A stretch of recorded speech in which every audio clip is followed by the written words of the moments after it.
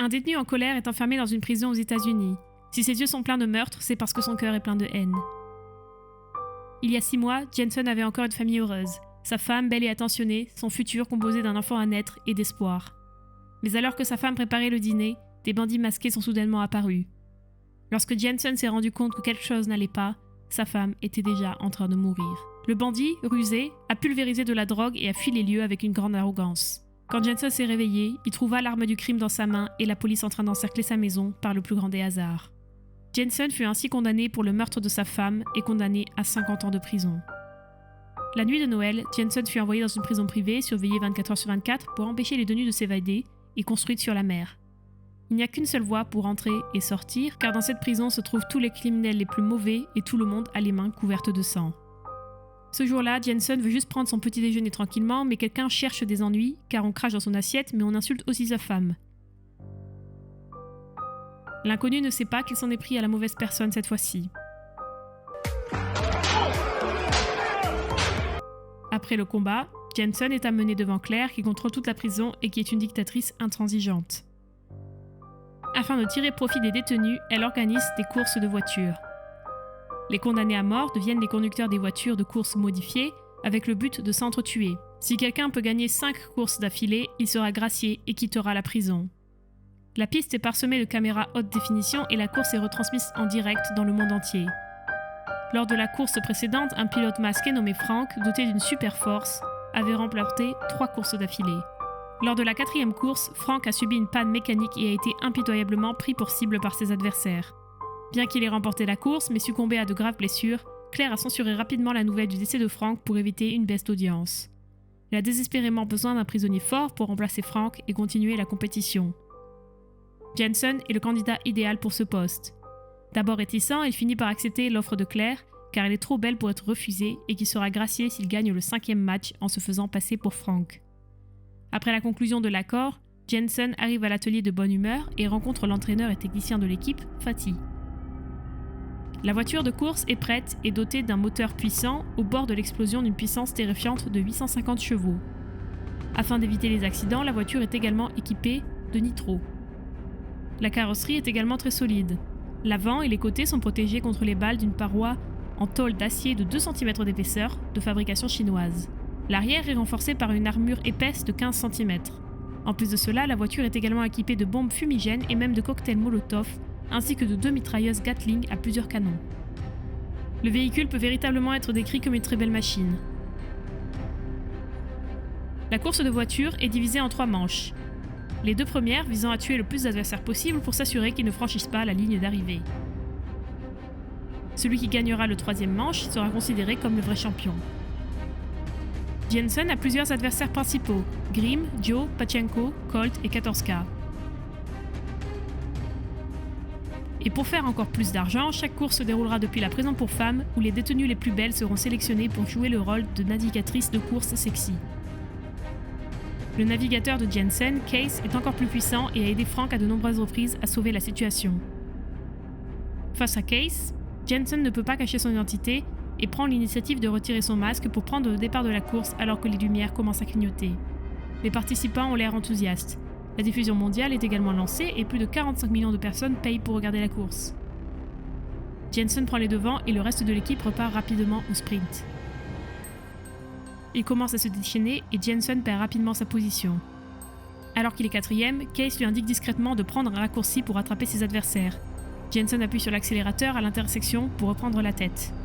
Au 2e tour de la course, Claire ordonne l'activation des capteurs déclenchant des coups de feu, des bombes fumigènes et des pièges au napalm. Jensen, qui manque encore d'expérience, ne parvient pas à activer les armes et se fait rattraper par un ennemi derrière la voiture qui lui tire dessus sauvagement avec des mitrailleuses Gatling. Les compétences du conducteur sont vraiment médiocres et Grimm passe devant avec enthousiasme. Il regarde Colt devant lui, qui ne veut pas être tué, et se précipite pour échapper aux pointes d'acier et lance une contre-attaque. Grimm ne réussit pas à esquiver la crevaison instantanée. Il perd le contrôle de sa voiture et commence à rouler sans but. Katorska y voit le moment parfait pour envoyer un missile. La voiture est emportée et s'écrase directement au sol. Grimm sort de la voiture et commence à tousser en regardant la caméra avant d'être réduit en morceaux à la seconde suivante. Au dernier tour de la course, Joe, équipé d'un Gatling géant d'une puissance inégalée, et Colt mitraillent la carrosserie de Jensen dont l'armure est bientôt en lambeaux.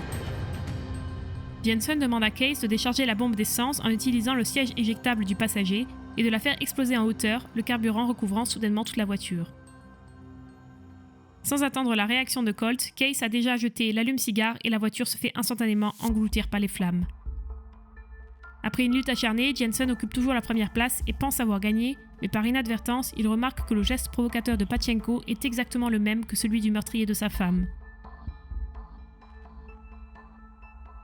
Jensen, distrait par cette situation, est durement touché par Joe et s'arrête sur le bord de la route pour terminer finalement 6e.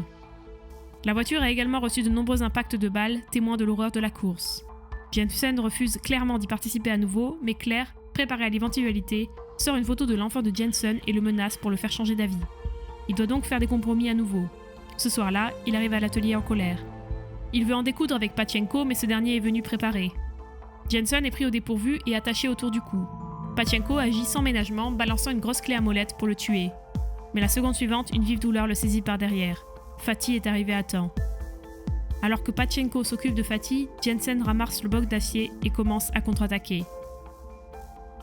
Pachenko, l'adversaire de Jensen, est le seul qui peut expliquer la vérité sur le meurtre de sa femme. L'activité principale de sa société est de fournir une large gamme de produits et de services au marché. Malheureusement, les gardiens de prison apparaissent soudainement et électrocutent Jensen pour sauver Pachenko. La deuxième course se déroule comme prévu. Lorsque tout le monde se précipite depuis la grille de départ, Jensen ne panique pas et se rend dans l'atelier abandonné où il menace d'expulser Case pour qu'elle lui révèle le complot. Il s'avère que Case est une infiltrée et travaille pour Claire, chargée de surveiller Jensen pour l'empêcher de gagner la course, le maintenant ainsi en prison et apportant à Claire de meilleurs gains.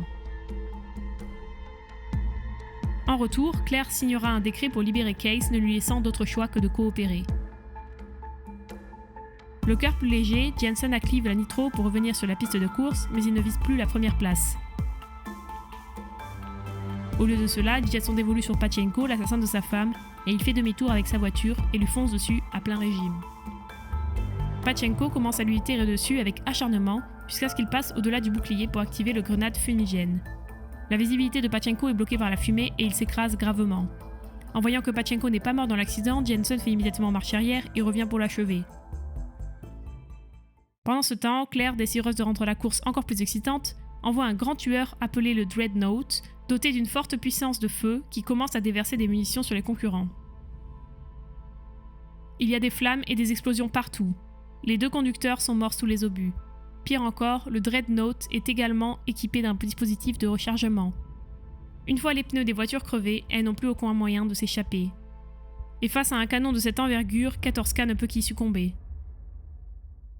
Jensen et Joe sont tous les deux contraints de dépasser la voiture et de rouler sur le squelette pour activer le piège. En réalité, ils sont prêts à tuer Jensen. Il est pratique de planifier une bombe sur la voiture de course de Jensen. Plus tard dans la nuit, Jensen contacte Joe avec un plan très audacieux. La troisième course arrive bientôt et Claire ne reculera devant rien pour empêcher Jensen de gagner. Elle contrôle le système de capteurs au sol et alloue toutes les ressources à Joe. Avec autant d'équipement, Joe tire sur Jensen et endommage son bouclier arrière à tel point qu'il doit s'en débarrasser en pleine course. Joe esquive le bouclier avant de tirer une série de roquettes.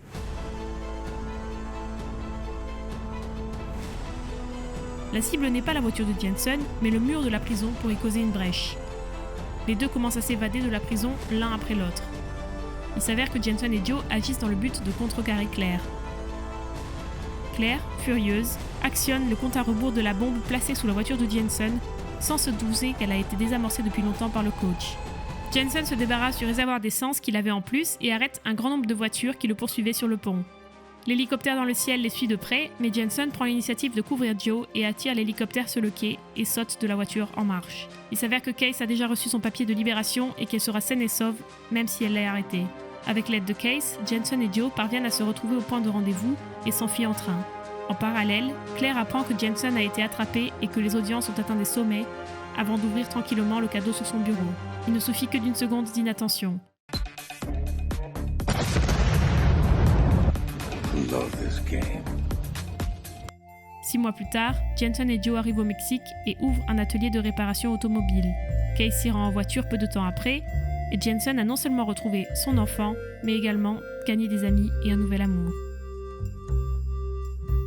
C'est tout pour cette vidéo, n'hésitez pas à partager vos réflexions sur ce film dans les commentaires et n'oubliez pas d'aimer et de vous abonner, cela nous aide tout particulièrement. À la prochaine, ciao!